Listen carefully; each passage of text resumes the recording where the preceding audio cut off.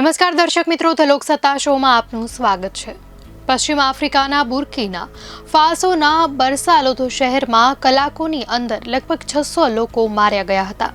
અલ-કાયદા સાથે જોડાયેલા સભ્યો દ્વારા કરવામાં આવેલ આ હુમલામાં મોટાભાગે બાળકો અને મહિલાઓ સામેલ છે। આ સાથે જ તેમણે આતંકવાદ સામે સેનાને સમર્થન ન આપવાની ચેતવણી આપી હતી। થોડા જ કલાકોમાં 600થી વધુ લોકોની હત્યાથી આ દેશમાં ખળભળાટ મચી ગયો છે।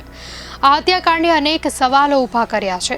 બારસાલોગોના રહેવાસીઓને 24 ઓગસ્ટે ગોળી મારી દેવામાં આવી હતી। તેઓ સેનાના આદેશ પર ખાઈ ખોદી રહ્યા હતા। દેશના ઇતિહાસમાં આ સૌથી ભયાનક હત્યાકાંડ છે।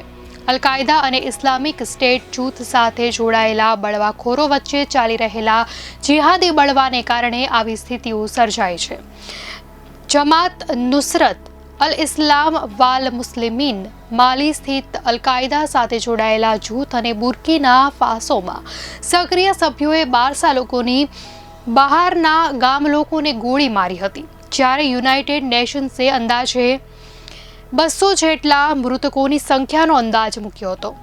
JNIMએ જણાવ્યું હતું કે તેણે લગભગ 300 લડવૈયાઓને માર્યા છે। જોકે ફ્રેન્ચ સરકારના સુરક્ષા મૂલ્યાંકન મુજબ આ હુમલામાં 600થી વધુ લોકો ઠાર થયા હતા। એક વ્યક્તિએ જણાવ્યું હતું કે તે લોકોમાં સામેલ હતો જેમને સેનાએ ખાઈ ખોદવાનું કહ્યું હતું। આ વ્યક્તિએ કહ્યું કે તે શહેરથી 4 કિલોમીટર દૂર હતો। હું બચવા માટે ખાઈમાં જવા લાગ્યો। એવું લાગતું હતું કે હુમલાખોરો ખાઈનો પીછો કરી રહ્યા છે, તેથી હું ખાઈમાંથી બહાર આવ્યો। બધે લોહી જ હતું। દરેક જગ્યાએથી ચીસોના અવાજો આવતા હતા। હું બપોર સુધી જાળીઓમાં મારા પેટના બળ પર સૂઈ ગયો।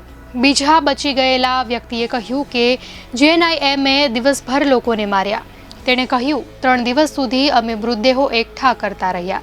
દરેક જગ્યાએ મૃતદેહો વિખરાયેલા હતા। અમારા હૃદયમાં ડર છવાઈ ગયો। દફનવિધિ સમયે જમીન પર એટલી બધી લાશો પડી હતી કે તેને દફનાવવી મુશ્કેલ હતી। સૈન્યએ કથિત રીતે સ્થાનિકોને શહેરની આસપાસ એક વિશાળ ખાડો ખોદવાનો આદેશ આપ્યો હતો, જેથી તેને નજીકમાં ફરતા જિહાદીઓથી બચાવવામાં આવે। JNIMએ નાગરિકોને બળવાખોરી સામેની લડાઈમાં સૈન્યને ટેકો આપવા સામે ચેતવણી આપી હતી। JNIMએ નાગરિકોને બળવાખોરી સામેની લડાઈમાં સૈન્યને ટેકો આપવા સામે ચેતવણી આપી છે। તો દર્શક મિત્રો, આ ઘટનાને લઈને આપની શું પ્રતિક્રિયા છે, ચોક્કસથી જણાવશો।